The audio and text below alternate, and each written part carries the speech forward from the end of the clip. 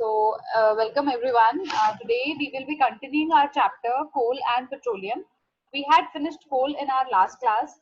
Today we will be continuing with petroleum. Okay. So petroleum ये word तो हमने बहुत सुना है, right? It is like very much हम इसको बड़े अच्छे से जानते हैं, पहचानते हैं पेट्रोलियम, right? आजकल तो वैसे ही बहुत न्यूज में है कि इसके प्राइसेस बहुत हाई चल रहे हैं, right? So क्या चीज है ये? What is petroleum? It is actually very thick, dark colored crude oil. ठीक है जी, thick है, dark colored crude oil है. ठीक बेटा? Sorry.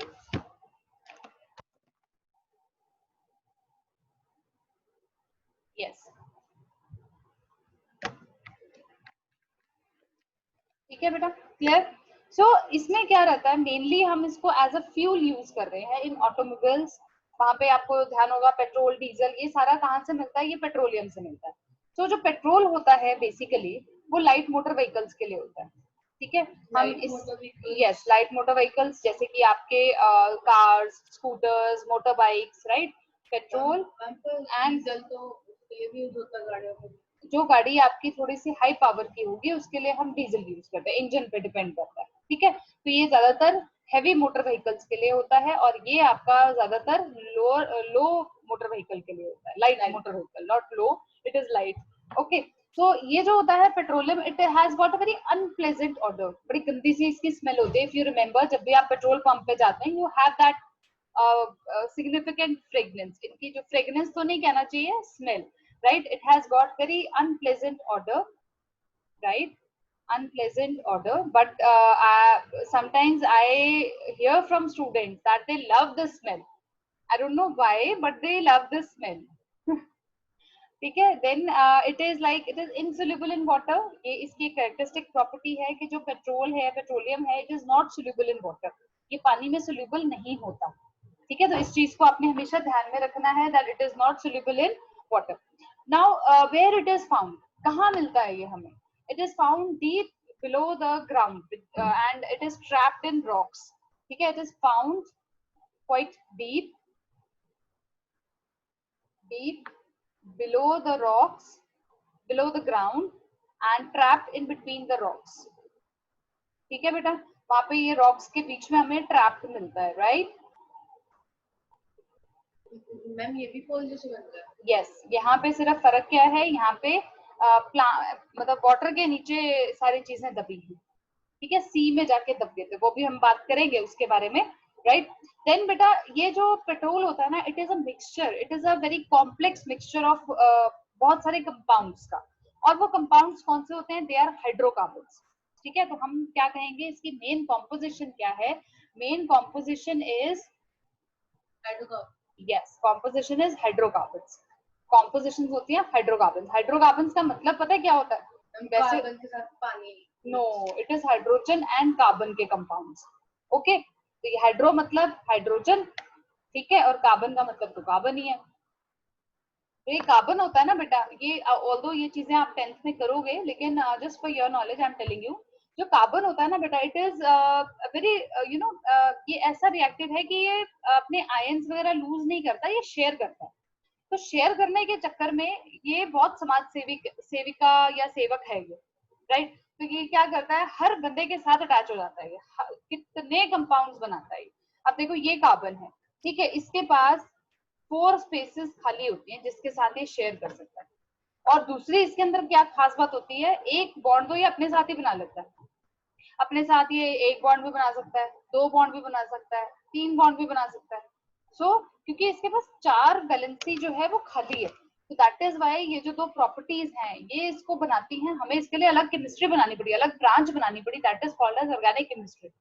कार्बन के इतने कंपाउंड्स हैं एंड सिंपल तो है ही है, अलोंग विद दैट काफी कॉम्प्लेक्स. क्योंकि एक तो ये हो गया, मैंने आपको ये छोटा सा एग्जांपल दिया. कई बार क्या होता है, it is there in branched form, बहुत सारी ब्रांचिंग में होता है, जैसे ऐसे ऐसे ऐसे, फिर ऐसे ऐसे ऐसे चलता जा रहा है, यहाँ से भी ब्रांच चल रही है. मतलब it is very very complex. जैसे अगर आपको ध्यान हो, अगर हम सोप के उसमें जाएं तो जिस कार्बन कंपाउंड से वो बना होता है उसमें कार्बन अराउंड मतलब 15-30 ऐसे कार्बन होते हैं. They are very complex. तो ये जो कार्बन है इट्स वेरी एक्टिव. इस केस में, राइट। अच्छा, ये एक तरह का फॉसिल फ्यूल है, ये हमें मालूम है, पेट्रोलियम जो है it is a fossil fuel, right, you know that. Yes Rashi, why it is called fossil fuel? It is because it is from fossils of dead plants and animals. Yes. Secondly, it is highly inflammable. Highly inflammable. तभी तो use होता है। Yes, क्योंकि ये बहुत जल्दी burn हो जाता है और साथ में हमें बहुत सारी एनर्जी रिलीज करके देता है। आइडियल फ्यूल के ये Yes. Highly inflammable source. ठीक है जी। ओके, अब हम देखते हैं कि भाई पेट्रोलियम बना कैसे। पेट्रोलियम बना कि भाई डिकम्पोजिशन हो गई थी बहुत millions and million years ago. 300 to 400 millions पहले क्या हुआ, मिलियन ईयर्स पहले क्या हुआ, जो सी प्लांट्स और एनिमल्स थे they got buried on the ocean floor, वो वहां जाके बेचारे दब गए। ओवर द टाइम वो जो पानी था उसके ऊपर स्लिट और सैंड जो है उसकी लेयर चढ़ती रही चढ़ती रही चढ़ती रही। सो मिलियंस एंड मिलियन ईयर्स लगे, around 50 to 100 million years ago. इतना ज्यादा वो डीप दब गए कि उनके ऊपर इतना एनॉर्मस हीट और प्रेशर जो है वो क्रिएट हो गया, जिसकी वजह से वो ऑयल और गैस में कन्वर्ट हो गए। तो आज हम क्या करते हैं, हम यहाँ से ड्रिल डाउन करते हैं, ड्रिल कर लेते हैं नीचे सैंड और स्लिट और रॉक, और हम क्या रॉक फॉर्मेशन में पहुंचते हैं, वहां पे हमें क्या मिल जाते हैं, ऑयल एंड गैस डिपॉजिट्स। आप ये देखो, ये पानी में बने हैं, आप इसको पानी से निकाल रहे हो, सपोज करो ऑयल वेल आपने किया, पानी में तो सोल्यूबल ही नहीं होता ये। तो ऑयल स्पिल्स जो होते हैं, जैसे इसको लेके आ रहे होते हैं, तो क्या होता है, मतलब हमें ये रहता है, बिकॉज ये ना पेट्रोलियम ऑयल गैस ये पानी के सर्फेस के ऊपर मिलते हैं हमें, क्योंकि ये पानी में तो सोल्यूबल है नहीं। अब ये देखो, ये इसकी प्रॉपर्टी काम में आती है कि it is not soluble in water. So ये हमें हमेशा उस वाटर की लेयर के ऊपर मिलते हैं, ये भी और नेचुरल गैस भी। ठीक है, अब देखते हैं बेटा, देखो ये जो हम ऑयल ड्रिल आउट कर रहे हैं, that oil is actually very crude form, बहुत ही क्रूड फॉर्म में होता है। आप उसको एज इट इज यूज नहीं कर सकते, क्योंकि हमने अभी बात करी कि it is a mixture of hydrocarbon. तो हमें उसको ना पहले अलग करना पड़ता है, we have to separate out all the components, और अकॉर्डिंगली जैसे वो यूटिलाइज हो रहा है वैसे वो यूटिलाइज होता है। ठीक है, तो उसके बाद हम उन कंपोनेंट्स को डिपेंडिंग अपॉन देयर प्रॉपर्टीज हम उसको वैसे यूज करते हैं। अब ये जो क्रूड ऑयल आपका मिला, इसको हम करते हैं प्यूरिफाई। ठीक है, तो ये क्रूड ऑयल को हमने अब क्या करना है, we have to purify this oil. और इस प्यूरिफाई को करने का मतलब क्या होता है, when we are separating the crude oil into different components, ठीक है, different fractions, that is called refining, या फिर हम उसको बोलते हैं फ्रैक्शनल डिस्टिलेशन। क्योंकि हम इसको क्या करते हैं, क्या बेसिस है इसका, जो क्रूड ऑयल है ना बेटा, it is made up of many components, बहुत सारे कंपोनेंट्स हैं इसके पास, राइट। अब जितने भी कंपोनेंट्स हैं उन सबका जो बॉइलिंग पॉइंट का डिफरेंस है वो अलग अलग होने की वजह से हम ये मेथड फॉलो करते हैं। तो इसको सेपरेट आउट करने के लिए हमने क्या चीज को लिया, सेपरेट आउट जब हमने इसको कर रहे हैं, राशि एक सेकेंड रुकना बेटा। यस, तो ये जो हम इसको सेपरेट आउट करते हैं, हमने क्या इसका बेसिस क्या लिया, क्योंकि देखो जो भी आप मेथड फॉलो करते हो वो मेथड हम फॉलो करते हैं seeing the physical property of that mixture. क्योंकि हमने ये बता दिया कि ये जो क्रूड ऑयल है it is a mixture of hydrocarbon, हमने अभी बात की, राइट। मिक्सचर मतलब हमें उनके कंपोनेंट्स को, उसके अंदर जो जो चीजें मिक्स हुई हैं उन सबको अलग करना है। अब भाई अलग तो करना है, ठीक है। अब जैसे फॉर एग्जाम्पल आपके घर में दाल बन रही है, राइट, दाल बन रही है, ओके। दाल जब बनती है तो व्हाट योर मदर डज, वो उसको she keeps it in a bowl, या फिर उसको एक प्लेट में रखा जाता है और उसमें से जो भी दाल के अलावा जो पार्टिकल्स होंगे, जैसे स्टोन पार्टिकल है या कोई और चीज है, उसको सेपरेट किया जाता है। तो क्या प्रॉपर्टी देखी, कलर अलग था, राइट, उसकी लुक अलग थी, तो मतलब आपने कोई प्रॉपर्टी देखी। तो इसमें भी हमें कोई प्रॉपर्टी तो देखनी पड़ेगी ना, तभी हम सोचेंगे हम किस मेथड से उसको अलग करें। तो इसमें हमने प्रॉपर्टी क्या देखी, बॉइलिंग पॉइंट, राइट। हर कंपोनेंट का बॉइलिंग पॉइंट अलग होता है, every component has different boiling point. ये हमने उठा लिया पॉइंट, राइट। ये पॉइंट पे बेसिस पे हमने ये सोचा कि हम इसको ऑयल को गर्म कर देते हैं। जैसे जैसे टेम्परेचर बढ़ता जाएगा, जिस जिस कंपोनेंट ने अपना बॉइलिंग टेम्परेचर अचीव कर लिया वो बॉइल कर जाएगा, वो इवेपोरेट हो गया, राइट, वो वेपर फॉर्म में चला गया, हम उसको कंडेंस कर लेंगे और वो चीज सेपरेट आउट होगी। So ये जो है different boiling points of the various components forms the basis for deciding the method of separating out the components, which is fractional distillation. Is that clear? Yes, Yes. ma'am. देखो अब हम क्या कर रहे हैं. Yes, ma'am. ओके जस्ट मैं इसको थोड़ा सा शॉर्टन अप कर दूं क्योंकि ये दिख नहीं रहा है आपको पूरा. Yes now it is visible. देखो बेटा ये हमने अब आपको फिगर दिख रही है राशि मनन. Yes, yes ma'am. Yes, ma'am. ये हमारा है क्रूड ऑयल जो हमने अभी अभी रॉक से निकाला है. ठीक है हमने उसको यहाँ पे गर्म करने के लिए रख दिया. ठीक होगा. अब क्या हो रहा है जैसे ही वो गर्म होना शुरू हुआ क्या होगा जो टेम्परेचर जिसका सबसे कम बॉइलिंग पॉइंट होगा वो सबसे पहले ऊपर पहुंच जाएगा. राइट तो जैसे जैसे आपका वो टेम्परेचर पहुंचता गया जैसे ब्यूटेन या लाइटर प्रोडक्ट्स हैं उनका लेस देन 85 डिग्री फ़ारेनहाइट होता है तो वो सबसे पहले ऊपर पहुंच जाएंगे and they will be condensed. Then you have gasoline. ठीक है then naphtha then kerosene then diesel fuel oil और लास्ट में आपके पास बच जाता है रेजिड्यू. Ma'am, fuel oil क्या हुआ? It's a kind of oil, it's a component. तो हमारे सिलेबस में अभी नहीं है. We have little bit things. Okay, so we will just concentrate. उसमें क्या होता है? It is used as a fuel only. There are so many components. Ma'am, पर ये पेट्रोल इतनी जल्दी कंडेंसर तो डीजल को इतनी देर पे क्योंकि बेटा that would depend upon the nature of the hydrocarbons they are having. ठीक है उसके ऊपर डिपेंड करता है. जैसे जैसे हाइड्रोकार्बन्स का अमाउंट बढ़ता है आपकी जो बॉइलिंग पॉइंट्स हैं there is a gradation in that. Gradation का मतलब क्या होता है वो सिमेट्रिकली या तो बढ़ता है या कम होता है.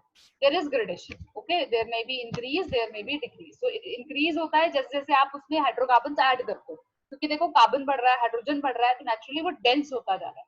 ओके सो यहाँ पे ये मैंने एक और फिगर कॉपी डाउन की है. यहाँ पे ऑयल को हमने फर्नेस में जब हीट अप किया तो सबसे पहले हमें जो मिल रहा है that is butane and propane.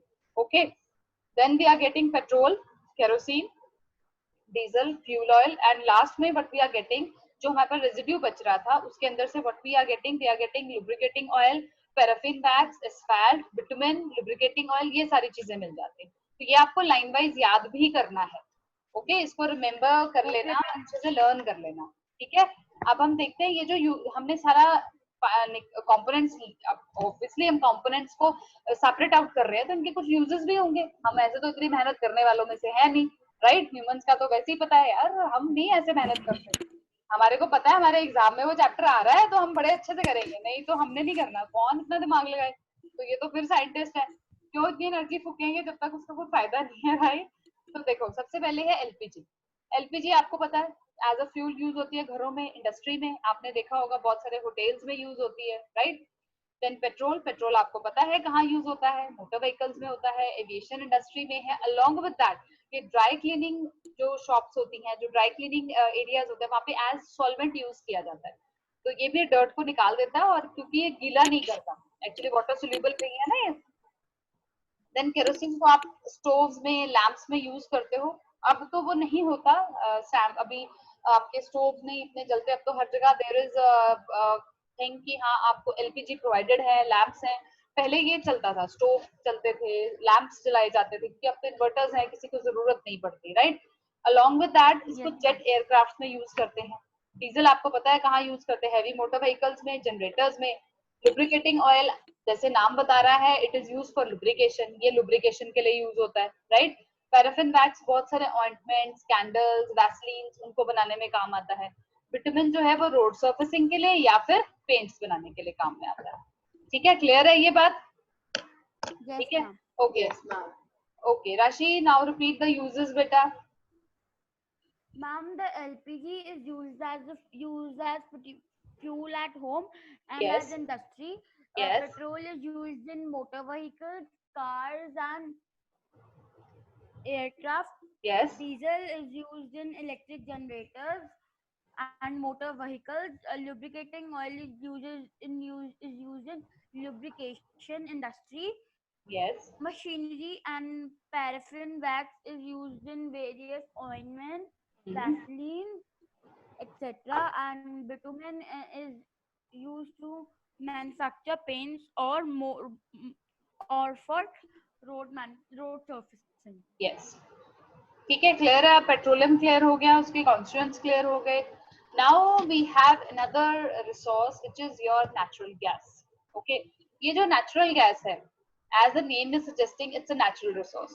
ठीक है it is found over petroleum ये पेट्रोलियम के ऊपर मिलता है। ये देखिए ये एक ड्रिल किया गया है, आप देख पा रहे हो बेटा राशि? ये वाटर के ऊपर है Yes, या ma'am. ऑयल के ऊपर मिलता है ये। This is your natural gas, ये आपका पेट्रोलियम। तो हमें ये रोसी क्या मतलब किया तो ये these are rocks, right? Circle, हाँ जी, सर्कल में हो गया। हाँ जी, हाँ जी। सर्कल में नहीं, उन्होंने वैसे शो किया हुआ है, सर्कल में तो नहीं होंगे।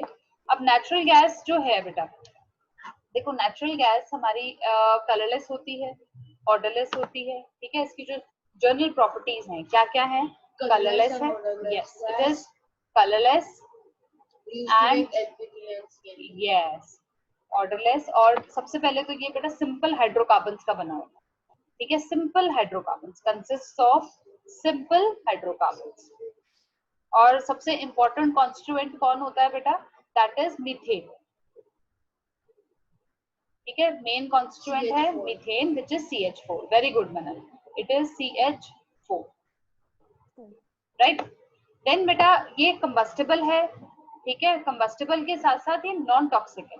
ये इसका सबसे बड़ा बेनिफिट है, क्योंकि देखो अगर टॉक्सिक होती तो हम इसको यूटिलाइज नहीं कर पाते। टॉक्सिक का मतलब क्या है कि जहरीला, right. So it is, yes it is combustible but non toxic, it is non toxic। इसके अंदर हम वो डालते हैं ना, एक पाउडर डालते हैं। yes we have to, yes अभी मैं बात करूंगी। non toxic and combustible, it is lighter than air, right? हल्की होती है ये, it is lighter than air,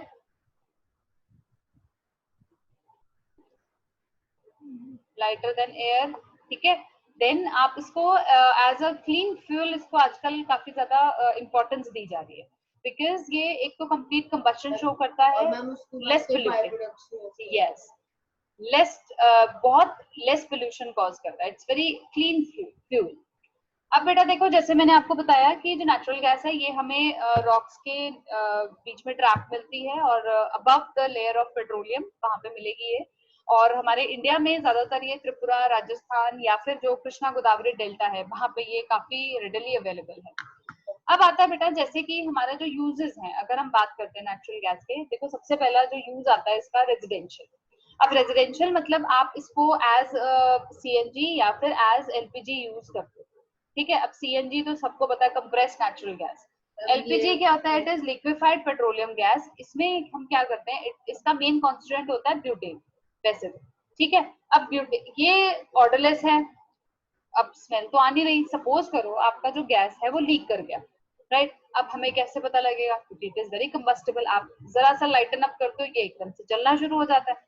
अब ये प्रॉब्लम क्रिएट हो गई भाई, अब क्या करें? अब कुछ ऐसी चीज हमें एड ऑन करनी पड़ेगी जो इसकी एफिशिएंसी पे तो फर्क नहीं डालती, लेकिन हाँ जब ये लीक करे हमें उसकी महक आ जाए। आपने कभी नोटिस किया है जब गैस सिलेंडर्स लीक करते हैं आपको बड़ी अजीब सी स्मेल आती है, लाइक रॉटन एग्स। तो वो क्यों आती है? क्योंकि हम उसमें ऐड करते हैं मिथाइल मर्सेप्टेन, यस ठीक है, मर्सेप्टेन, ठीक है जी। तो मिथाइल मर्सेप्टेन हम ऐड करते हैं ताकि डिटेक्ट हो जाए उसकी smell, to detect the leakage of LPG, right, clear, okay. क्योंकि होता ऐसे ही है ना, ये हल्की बहुत होती है, फटाफट लीक करके ऊपर चली जाती है, सो इसीलिए इसके लिए दिक्कत हो जाती है। दूसरा बेटा हम इसको पावर जनरेशन के लिए भी यूज कर सकते हैं, कमर्शियल पर्पस के लिए है, ट्रांसपोर्ट के लिए यूज हो रही है आजकल। इसको इंडस्ट्री में भी काफी इंपॉर्टेंस देने लगे हैं क्योंकि it is very clean, pollution नहीं क्रिएट करती है और इसके जो एंड प्रोडक्ट्स हैं वो काफी कम बनते हैं। सो इस वजह से ये हमारे लिए साबित होती है, ओके। ये सारे petroleum are limited, right. So limited मतलब क्या है कि आपके पास इनका जो रेट ऑफ फॉर्मेशन है दैट इज वेरी स्लो, बहुत स्लो है। तो rate of usage is more as compare to rate of formation. So rate of usage मतलब आप इसको कितनी आने वाली जनरेशन, सो दैट को इंटेलिजेंटली यूज कर रहे हो ताकि आपकी जरूरतें भी पूरी हो और वेस्टेज ना हो। That concept is called conservation, कि आपको conserve, that concept called yes it is sustainable development. तो क्योंकि देखो हमें मालूम अब क्या है, फॉसिल फ्यूल 4 दिन बाद पेट्रोल मिलना शुरू हो जाएगा, ऐसा तो नहीं होगा ना। It will take lots and lots of years, So it will take so many years. तो अपनी लाइफ टाइम में तो आपको दोबारा मिलेगा नहीं, पता नहीं कितनी लाइफ टाइम्स में नहीं मिलेगा. So we need to be very careful about that. So हमें क्या करना चाहिए. और दूसरा क्या होता है, जो ऑयल स्पिल्स होते हैं, आप ऑयल एक्सट्रैक्ट कर रहे हो और एकदम से ऑयल खिल जाता है, मतलब गिर जाता है, तो आपने सुना होगा कई बार सीज में, ओशंस पे ऑयल की लेयर बन जाती है. उसके दो नुकसान होते हैं, एक तो ऑयल खराब हो गया, दूसरा बेचारी एक्वेटिक लाइफ खराब हो जाती है, क्योंकि ऑक्सीजन की सप्लाई एकदम से कट ऑफ हो जाती है.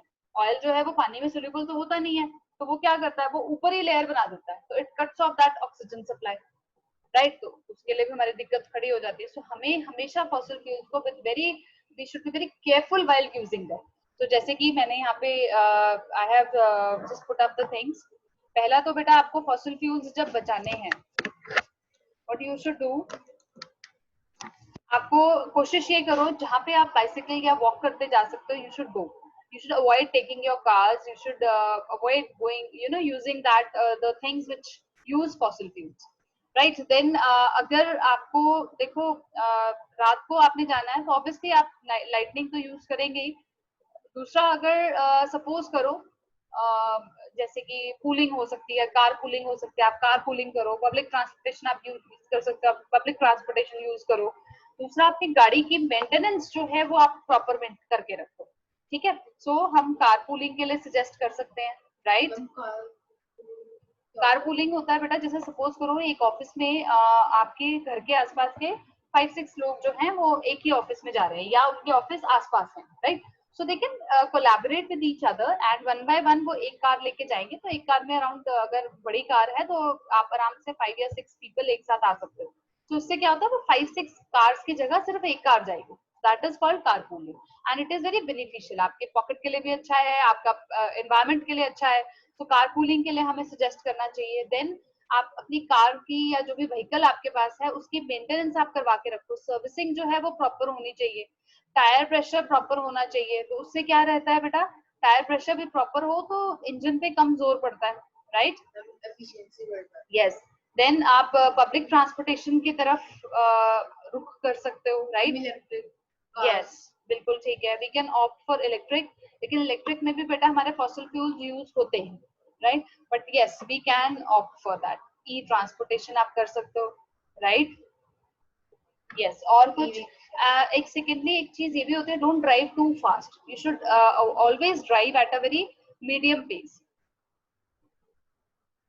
Yes, drive at medium pace, right. और क्या कर सकते हो बेटा,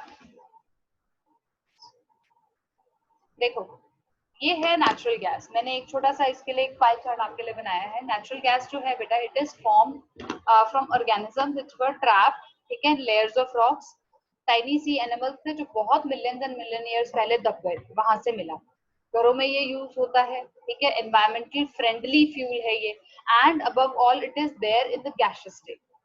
ये आपके फॉसिल फ्यूल लाइफ साइकिल है.